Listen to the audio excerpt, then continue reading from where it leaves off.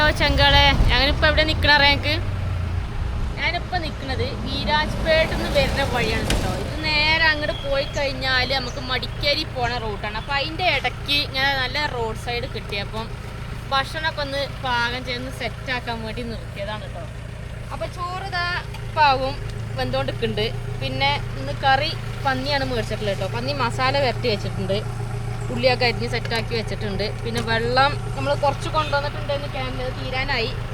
പിന്നെ എന്താ പറയുക, ഒക്കെ ചെറിയ കുക്കറിലാക്കണം. എന്താ നല്ല മസാലപ്പൊടി, പന്നി മസാല ഫ്രൈ പൊടിയൊക്കെ മേടിച്ചിട്ടുണ്ട് കേട്ടോ. അതൊക്കെ സെറ്റാക്കണം.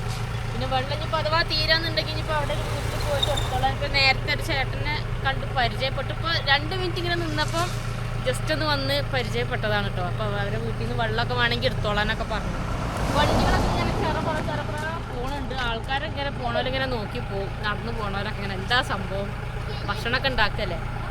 അപ്പോൾ അങ്ങനെയൊക്കെ ആൾക്കാർ ഇങ്ങനെ നോക്കിയൊക്കെ പോണത് കാണാം കേട്ടോ. ആടെ KGF ഉണ്ടോന്ന്, KGFിലെ റോക്കി ബോയാണ് നിൽക്കുന്നത്. കണ്ടില്ലേ കാലൊക്കെ വെച്ച് അല്ലേ.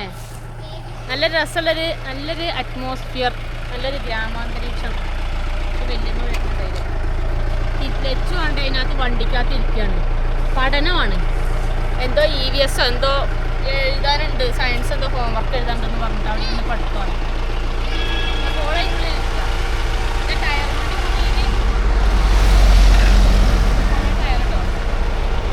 അപ്പോൾ അങ്ങനെയൊക്കെയാണ് ഇന്നത്തെ വിശേഷങ്ങൾ. ഫുഡൊക്കെ ഉണ്ടാക്കി കഴിച്ചിട്ട് വേണം ഇനി പോവാൻ.